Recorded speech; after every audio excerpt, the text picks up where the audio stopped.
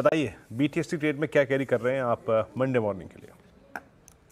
वीरेंद्र जी देखिए मुझे लगता है कि बीटीएसटी में अगर आपको कुछ लेना है, फर्स्ट ऑफ ऑल एस्कॉर्ट मुझे लगता है ये बहुत बढ़िया ट्रेड था। इसका टारगेट देखिए वीरेंद्र जी 4200 का लगता है, तो अगर किसी के पास पोजीशन है तो बने रहे 4000 के स्टॉप लॉस के साथ। मुझे लगता है ऑटो में ही थोड़ा सा ट्रैक्शन रहेगा, तो अगर आप कुछ लेके जाना है then I would like to focus more on Maruti also, क्योंकि इसका डेली चार्ट बढ़िया है। हालांकि थोड़ा जो विप्सॉ लगा था, जो निफ्टी का जो फॉल था 200 पॉइंट, उसकी वजह से थोड़ी सी चार्ट डिटोरिएट हुए है। तो स्टॉप लॉस थोड़ा डीप रखेंगे हम 12,450 का, और मारुति का जो नेक्स्ट टारगेट है वो रहेगा 12,850 से लेके 13,000। तो मुझे लगता है मारुति में मोमेंटम अच्छा मारुति मोमेंटम अच्छा। रहेगा। मानस आप क्या कैरी कर रहे हैं मंडे के लिए? तो देखिए मंडे के लिए अदानी इंटरप्राइजेस पे खरीदारी करने की राय रहेगी। यहाँ पर अगर आप देखें तो रिकवरी में 200 मूविंग एवरेज रीगेन हो गया आज। तो अदानी इंटरप्राइजेस के फ्यूचर में खरीदारी करेंगे।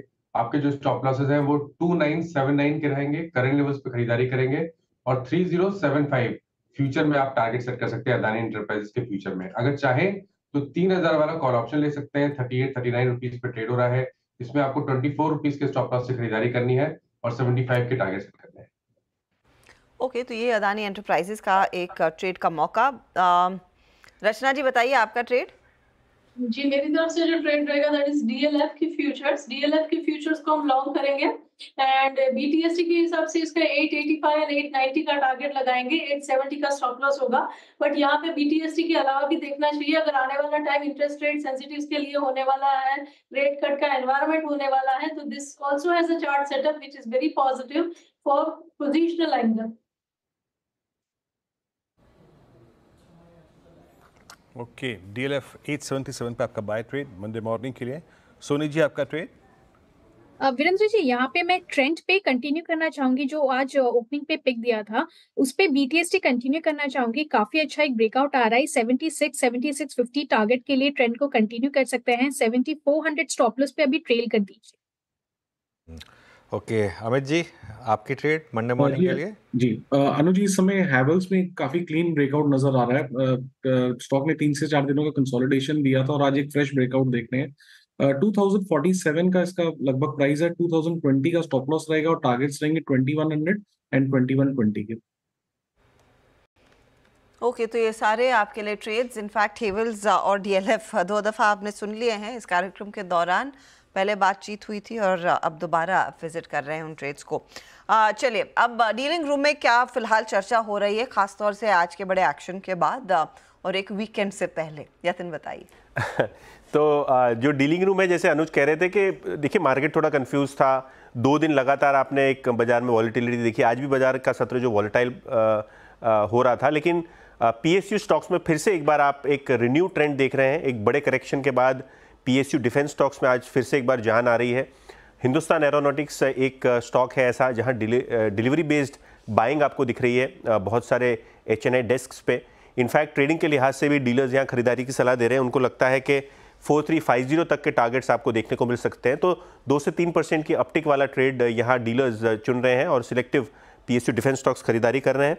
इसके अलावा फार्मा स्टॉक्स में से सन फार्मा एक स्टॉक है जहाँ डीलर्स अक्टूबर सीरीज़ के हिसाब से खरीदारी करवा रहे हैं अपने क्लाइंट्स को। उनको लगता है 1900 तक के टारगेट्स हाई लेवल पे आ सकते हैं और बीटीएसटी के लिहाज से भी यहाँ डीलर्स अपने क्लाइंट्स को ट्रेड सुझा रहे हैं। ओके यतिन, बहुत बहुत शुक्रिया। तो ये कुछ स्टॉक्स हैं जहाँ पर इस समय मूव्स अच्छे आ रहे हैं। एक बार जरा लुपिन का चार्ट देखते हैं। लुपिन में ये जो करेक्शन आ रही है इसको कैसे अप्रोच करें? रचना जी, लुपिन पर क्या व्यू होगा?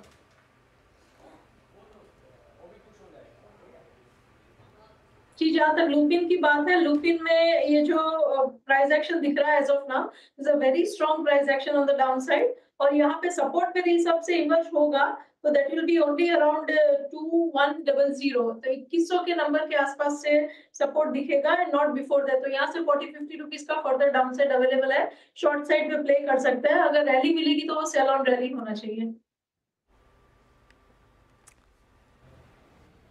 ओके, ल्यूपिन 2149 पे रिट्रेसमेंट इंट्राडे बेसिस पे यहाँ पे अच्छा काम करते हैं। एक ट्रेड रह गया है अभी, बीटीएसटी ट्रेड राजेश अग्रवाल जी का, या फिर हल्का सा स्लाइटली अगर आप देखें नेक्स्ट वीक के प्रोस्पेक्टिव से कोई ट्रेड हो सकता है तो राजेश जी क्या पिक करेंगे आप? राजेश अग्रवाल जी। वीरू जी, ईएडी पैरी के साथ जाना चाहूंगा।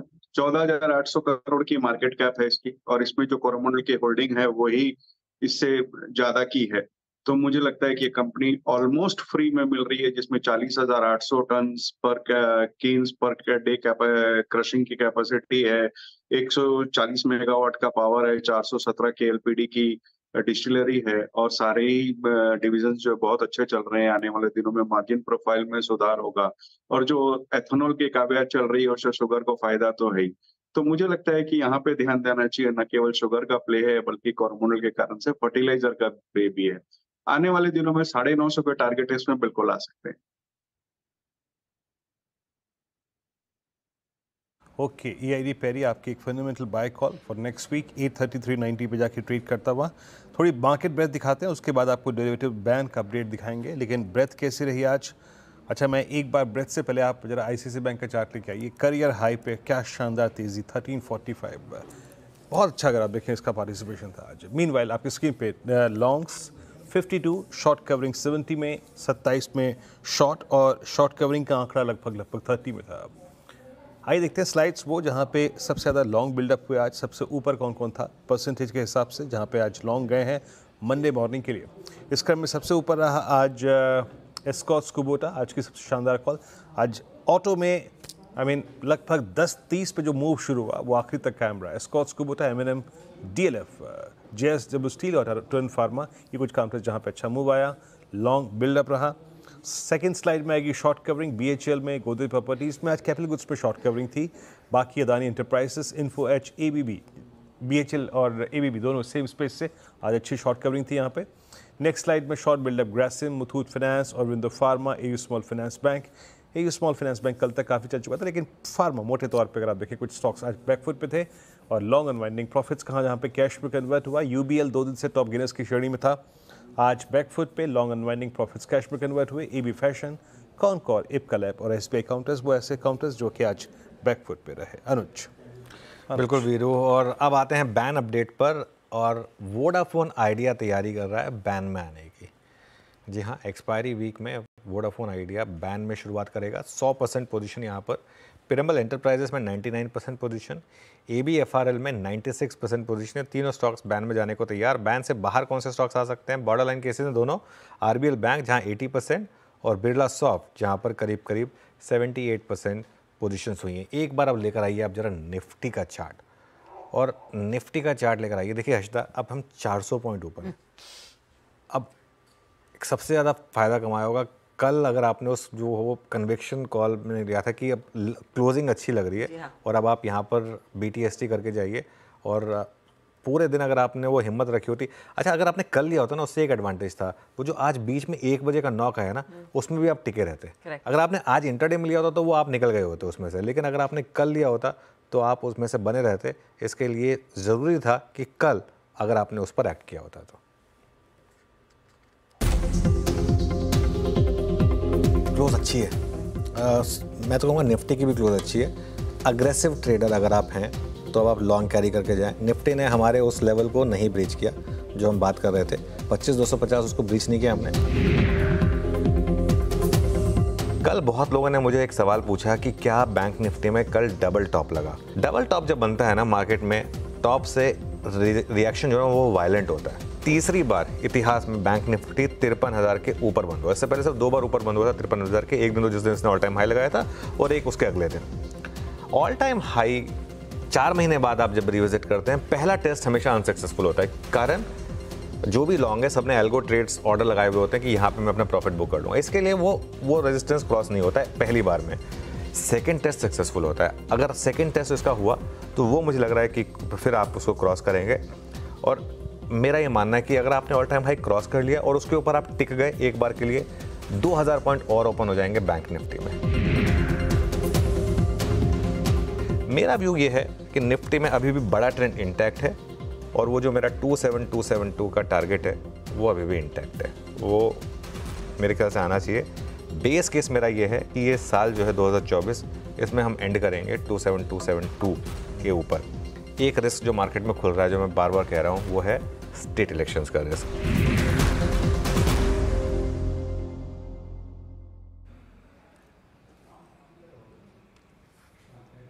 तो क्या अप्रोच ली गई, उस अप्रोच के तहत कितना मुनाफा आपके पास पड़ा होगा। आज हम ऑल टाइम हाई पे, ये समृद्धि का सूचकांक आज अपने करियर हाई पे 25,790 पे। और अभी काम करते हैं, थोड़ा सा आपका मनोरंजन भी कर देते हैं इस के बाद। अब राजेश अग्रवाल जी हैं और मूवीज़ की बात ना हो, और वो भी शुक्रवार को, ऐसा हो नहीं सकता। राजेश जी ये बताइए, आज सिनेमा घरों में या फिर OTT प्लेटफॉर्म पे क्या क्या आ रहा है आज? इस हफ्ते ठंडा है थोड़ा वीरू जी, क्योंकि जो आ रही है बहुत छोटी बजट की लाइनअप है। श्राद्ध के पीरियड्स में अक्सर ऐसा देखा गया है कि कोई बड़ी पिक्चरें आती थी, तो ठंडा ही है। जो पिछले हफ्ते की पिक्चर थी उसमें बकिंगहम मर्डर्स देखेंगे तो वो बहुत बुरी तरीका से टूटी है।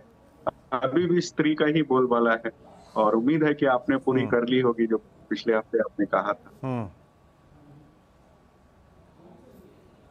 है नहीं, स्त्री तो मैं OTT पे देखूंगा। नहीं, मेरे घर में कंसेंसस नहीं बन पा रहा ना जाने का, उसमें चक्कर ये है। बाकी OTT पे कौन कौन आएगा इस बार?